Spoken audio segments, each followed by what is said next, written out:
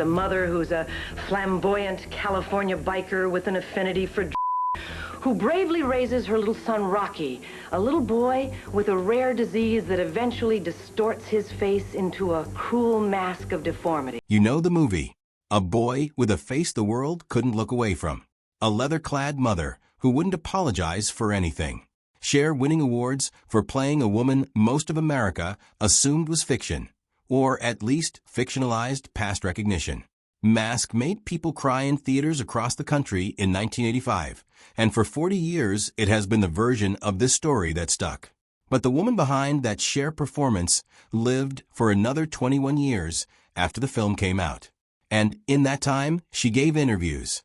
She talked to People magazine. She talked to the Chicago Tribune. She talked to reporters who expected gratitude and got something far more complicated instead. What she said about her son, about the movie made from his life, and about the choices she made as his mother doesn't fit neatly into the redemption arc Hollywood built. It's messy, eh? It's more honest. And in places, it's genuinely hard to hear. This is the story of Roy Lee Rocky Dennis and his mother, Florence Rusty Tullis. Not the movie version, but the one she actually told in her own words, before she ran out of time to tell it. Roy Lee Dennis was born on December 4, 1961, in Glendora, California, the son of Florence Rusty Tullis and her second husband, Roy Dennis. Family lore says he picked up the nickname Rocky because he refused to fall asleep unless someone was rocking him, a small detail, but one that says something about a kid who, from birth, needed motion and closeness to feel settled. For his first couple of years, nothing seemed unusual beyond a run of ear and sinus infections, the kind that make a parent tired but not afraid. Then, when Rocky was about 2, doctors scheduled a routine tonsillectomy. An X-ray technician looked at the film and paused. Something about the shape of the boy's skull wasn't right. What followed was closer to a year of repeated trips to UCLA Medical Center before anyone could put a name to what they were seeing. Eventually, the diagnosis came: craniofacial dysplasia, an almost unheard-of bone disorder in which calcium deposits build relentlessly inside the skull, thickening bone that should stay thin, distorting the face, and slowly crushing the nerves and brain tissue underneath. When Rusty was first told, in 1965, doctors said they knew of only a handful of other recorded cases in medical history, by some accounts as few as 6 or 7 ever. The prognosis doctors gave her was blunt and merciless. Rocky would likely go blind, would probably have significant intellectual disability, and would not live past the age of 7. Sit with that for a second. A young mother, barely into her mid-20s, sitting across from a physician who was essentially handing her a countdown clock for her toddler. There was no support group for craniofacial dysplasia in 1965. There was no online community, no foundation, no pamphlet. There were, by the accounts she gave later, a small handful of documented cases in the entire history of medicine, scattered across different countries and different decades, most of which had ended the same way doctors were now predicting Rocky's would end. Rusty wasn't just facing a diagnosis. She was facing a near-total information vacuum, with nothing to go on except a few case studies and a room full of doctors who had clearly already made peace with how this was going to end. Rusty didn't respond the way the medical establishment expected a young mother to respond. She didn't retreat into private grief and quiet acceptance. By every account she gave afterward, she decided almost immediately that the doctor's timeline was a challenge, not a verdict. She has described in later interviews arriving at a personal conviction years earlier, long before Rocky's diagnosis, that the mind had more influence over the body than doctors gave it credit for. Whatever you make of that belief medically, it became the operating principle of her entire approach to raising a son that specialists had already, in effect, given up on. To understand why Rusty reacted the way she did, it helps to know who she was before Rocky existed at all. She was born Florence Steinberg in Brooklyn on May 29, 1936, the daughter of a truck driver, raised Jewish in a working-class New York household. By her own account, she was expelled from junior high at 13 for truancy. At 14, she was smoking marijuana and running with motorcycle gangs. At 15, she dropped out of school entirely and was working as a dancer at Coney Island, too young, at the time, to even legally hold a driver's license. At 17, she married a truck driver named Tommy Mason, and the two had a son, Joshua. That marriage ended, and Rusty moved back in with her parents for a time before marrying Roy Dennis and relocating to California. Rocky arrived in 1961. By the time Rocky's diagnosis landed, Rusty had already built a personal philosophy that would define the rest of her parenting. The belief that if a person could talk themselves into being sick, they could talk themselves into being well. Whenever Rocky's headaches flared, and they flared constantly for his entire life, Rusty's instinct was to send him to his room and tell him to make himself well again. It's a philosophy that reads, depending on your angle, as either fierce empowerment or a mother refusing to look directly at how much pain her son was actually in. Both readings can be true at once. It's worth pausing here to consider the world Rusty came out of, because it explains a lot about why she reacted to a terminal diagnosis the way she did instead of the way a more conventional mother of that era might have. This was a woman who had been written off by institutions her entire life, kicked out of school before she was even a teenager in any meaningful sense, dismissed by teachers, categorized early as trouble. She grew up learning, out of necessity, that the adults and systems around her weren't reliable narrators of what she was capable of. When a room full of doctors turned around and told her the same thing about her infant son, that he was a lost cause, that there was no point investing in his education or his future. She had, in a sense, already spent her whole life training for exactly this argument. She knew, from personal experience, what it felt like to be underestimated by people with credentials. She simply refused to let it happen to Rocky. She was also, without apology, a member of the Turks Motorcycle Club, and her circle of biker friends weren't background color for a movie. They were Rocky's real extended family, people who treated him as one of their own rather than as someone to be pitted or shielded. The character Gar, played by Sam Elliott in the film, was based on a real man, her longtime partner, whose presence in Rocky's life was one of genuine and rough-edged devotion. And her drug use, later in life, was something she discussed with a bluntness that unsettled interviewers who expected contrition. She didn't frame it as a symptom of desperation or maternal collapse, the way the film gently implied. She described it instead as simply part of the culture she lived in, part of a lifestyle she chose and never fully disowned. If there's one thread that runs through every account of Rusty as a mother, it's this. She refused, repeatedly and loudly, to let schools and doctors define what her son was capable of. Despite medical advice suggesting his eyesight was too compromised for regular schoolwork, she enrolled him in public school, against the recommendation of doctors, rather than routing him into a program for children with disabilities. When school administrators tried to push him out of mainstream classes and into special education, she fought that decision directly. She later suggested to interviewers that the resistance she encountered had less to do with genuine concerns about Rocky's intelligence, which she insisted was completely intact, and more to do with how uncomfortable other adults and other parents were around his appearance. The results back her up. Rocky didn't just survive in a normal classroom. He thrived in one, regularly finishing near the top of his class.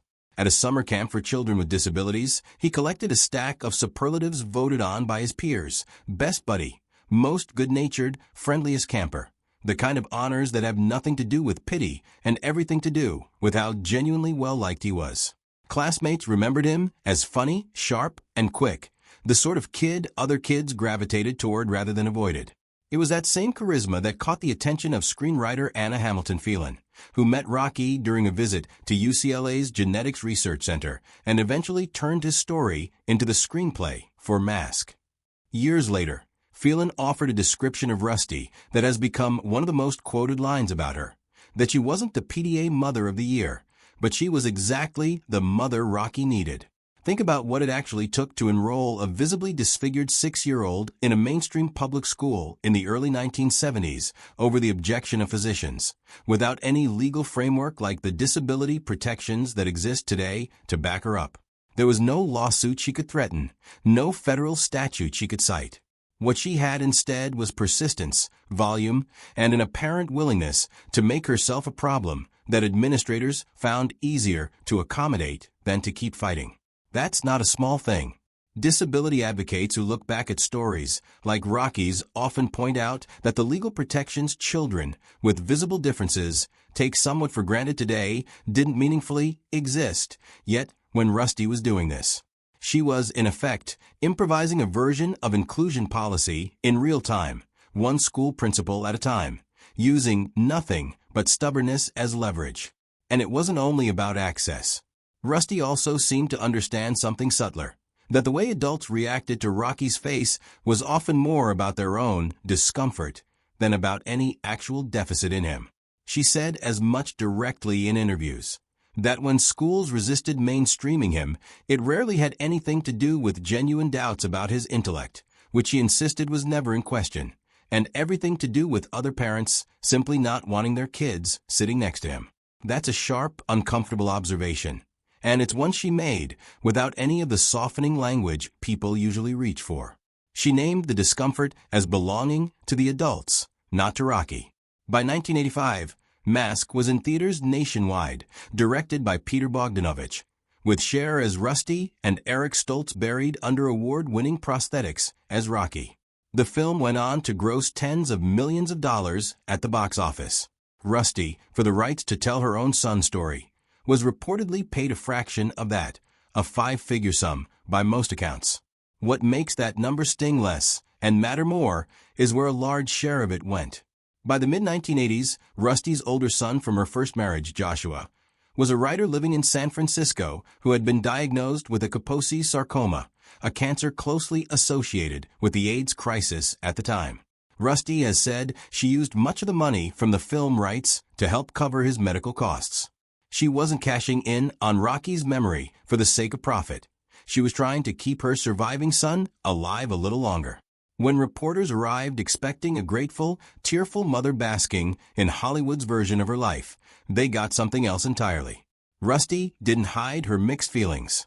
In a 1986 interview with the Chicago Tribune, she said she had always believed that showing the world Rocky's courage would help other families raising children with disabilities, and admitted she hadn't expected the film to turn into a story about her, too, joking that thanks to Cher's performance, she came off looking like something of a heroine. Notice what that quote isn't. It isn't bitterness toward Cher.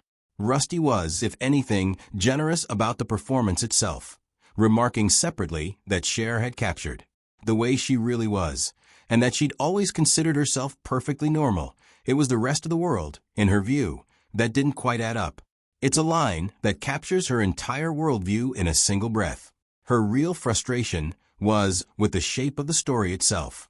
She'd imagined a film built around her son's extraordinary resilience. What she got was something that split its attention, turning her into a glamorous, complicated co-lead in a narrative that, in her own mind, had only ever been about Rocky. Two factual gaps bothered her specifically enough that she brought them up on the record. First, the film compressed well over a decade of real events into what plays on screen as roughly a single year. Second, and more pointedly, her older son Joshua doesn't appear in the film at all. He was cut from the story entirely, despite being very much alive, very much her son, and very much someone whose illness was shaping her life at the exact moment the film was being made. There's something almost cruelly ironic in that omission. Mask was released in the same cultural moment that AIDS was becoming impossible for the country to ignore, and yet the film about a family defined by its refusal to look away from difficult things quietly wrote out the one family member who was, at that exact time, living through one of the era's most stigmatized diagnoses. Whether that was a deliberate storytelling choice to keep the narrative focused on Rocky, or a reflection of how uncomfortable mid-1980s studios still were with AIDS as subject matter, is something Rusty never fully spelled out. But she noticed the absence, and she said so. It's also worth remembering what $15,000 actually meant, set against a box office haul in the tens of millions. Rusty wasn't a Hollywood insider, with agents negotiating on her behalf. She was a private individual who had just watched her son's entire life get turned into a commercial product, for a fee that, even accounting for how studio rights deals worked at the time, looked strikingly small next to what the film ultimately earned. She rarely framed this publicly as a grievance about being cheated. If anything, her comments suggest she viewed the money less as compensation for a story and more as a practical solution to an immediate problem, a way to keep her surviving son alive a little longer. That's a very different emotional register than the usual Hollywood exploitation narrative. And it's part of what makes her interviews from this period so hard to categorize neatly. There's a smaller controversy from that era that says a lot about how tightly Rusty and the filmmakers held onto the truth of who Rocky actually was. And it centers on music. Rocky Dennis, by every account, loved Bruce Springsteen. Director Peter Bogdanovich built his original edit of the film around Springsteen's music, with the singer's approval during the film's development. But when it came time to finalize licensing, Universal Pictures and Springsteen's label at the time, Columbia Records, couldn't agree on terms, reportedly over a dispute involving royalties from home video sales. And the studio quietly swapped in songs from Bob Seger instead, without Bogdanovich's consent. Rusty was not shy about her reaction. Speaking on a San Francisco talk show not long after the film's release, she pointed out flatly that Rocky himself likely wouldn't have recognized who Bob Seger even was. It's a small, devastating line, because it captures exactly what critics of the swap were arguing, that in trying to make the soundtrack more commercially palatable, the studio had quietly erased a real detail of who Rocky actually was as a person. Bogdanovich was angry enough about the switch that he sued Universal for roughly $19 million, arguing the change violated his contractual right to final approval over the film's edit. The dispute dragged on for years. It wasn't until the 2004 director's cut DVD release, nearly 2 decades after Rocky's story first reached theaters, that the original Springsteen tracks were finally restored. If you want to understand why Rusty reacted to Mask the way she did, you eventually have to talk about Joshua, because his absence from the film is the single detail that seemed to bother her most. Joshua Mason was Rusty's first son, born during her teenage first marriage. By the time Mask hit theaters in 1985, he was working as a writer in San Francisco. Not long after, he was diagnosed with a cancer strongly associated with the AIDS epidemic that was devastating gay communities across the country at the time. He was openly gay, and by Rusty's own description, she supported him fully, even as she privately hoped for grandchildren, and, in one interview, mentioned floating the idea of a sperm bank to him. Joshua died in 1987 at 32 years old, meaning that within roughly a decade, Rusty lost both of her sons. She has said, in interviews given afterward, that neither she nor Joshua ever really accepted the idea of dying as some kind of tragedy to be mourned in advance. In a later interview, responding to people who called it sad that her children died young, she pushed back directly, insisting that what mattered wasn't how long they lived, but that both of her sons had genuinely lived every single day they were given. That's not a woman performing grief for cameras. That's someone who had clearly turned this particular philosophy over in her mind for years before she ever had to say it out loud to a reporter. There's also something worth noting about the timing here. Joshua's illness and death fell during one of the cruelest periods of the AIDS crisis in America, a time when many families of gay men dying of AIDS-related illnesses responded with silence, shame, or outright estrangement. Rusty, whatever else can be said about her, did not do that. By her own description, she remained present and supportive throughout his illness, even as she navigated her own complicated feelings about the life she'd once imagined for him. That combination, an unconventional, sometimes reckless woman who nonetheless refused to abandon either of her sons when the world gave her every excuse to look away, is arguably the single clearest through line in her entire life story, more consistent than any single quote she ever gave a reporter.